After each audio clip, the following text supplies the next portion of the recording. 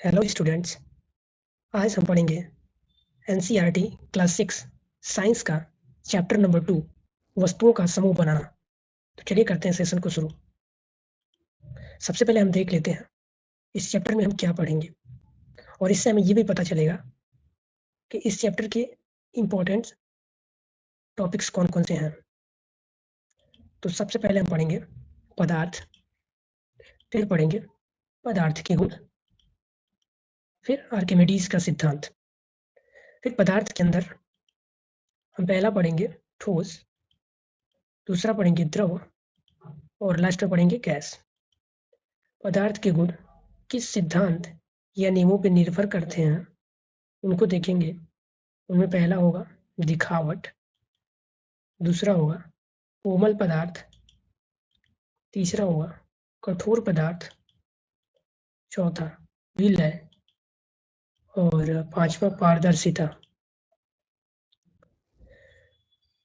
तो पहला टॉपिक हम देखते हैं वस्तुओं के समूह बनाना। हमारे चारों ओर की वस्तुएं अनेक प्रकार के पदार्थों से बनी हैं।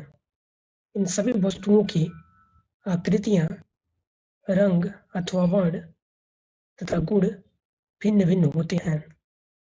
हमारे चारों ओर की वस्तुएं एक या एक से अधिक पदार्थों से बनी होती हैं, जैसे कांच, धातुएं, प्लास्टिक, कागज, मिट्टी आदि।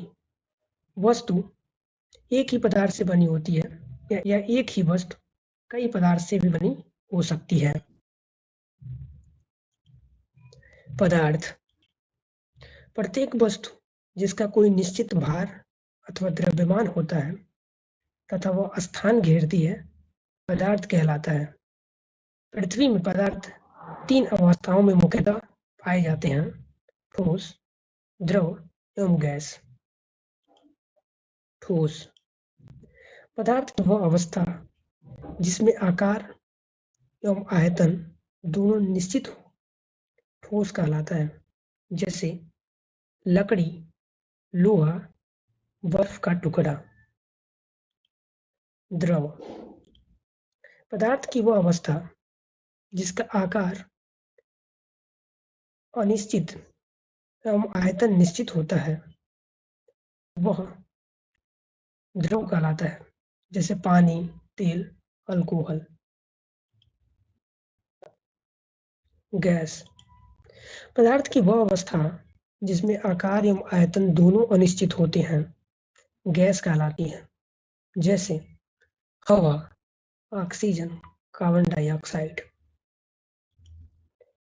हम अपने दैनिक जीवन में कई वस्तुओं का उपयोग करते हैं तथा कई वस्तुओं का उपभोग करते हैं, पर उनमें हर वस्तु अलग अलग प्रकार की होती है। पदार्थ के गुण किसी पदार्थ को बनाने के लिए किसी पदार्थ का चयन उस पदार्थ के गुण तथा उपयोग की जाने वाली वस्तु के प्रयोजन पर निर्भर करता है। दिखावट पदार्थ प्रायः एक दूसरे से भिन्न दिखाई देते हैं, जैसे लकड़ी लोहे से बिल्कुल भिन्न दिखाई देती है। कुछ पदार्थ चमकदार, खुरदुरे, चिकने, कठोर तथा कोमल लगते हैं। कोमल पदार्थ वे पदार्थ जिन्हें आसानी से संपीड़ित किया अथवा खरोंचा जा सकता है। कठोर पदार्थ वे पदार्थ जिन्हें संपीड़ित करना कठिन होता है, उन्हें कठोर पदार्थ कहते हैं। धातु पदार्थ जिनमें इस प्रकार की धुती होती है जिनको देखने से प्रायः पता चलता है, ये प्रायः धातु होते हैं। उदाहरण लोहा, तांबा, एल्यूमीनियम तथा सोना आदि। विलय कुछ पदार्थ जल में घुल जाते हैं, जैसे पानी और नमक। अविलय कुछ पदार्थ जल के साथ मिश्रित नहीं होते, जैसे पानी और धूल। पारदर्शिता पदार्थ का वह गुण है जिसमें वह प्रकाश को स्वयं से पार जाने की अनुमति देता है। पारदर्शी ऐसा पदार्थ जिसके आर पार देखा जा सकता है, पारदर्शी पदार्थ कहलाता है। पारदर्शी पदार्थों में प्रकाश आर पार जा सकता है, जैसे कांच, जल और वायु। अपारदर्शी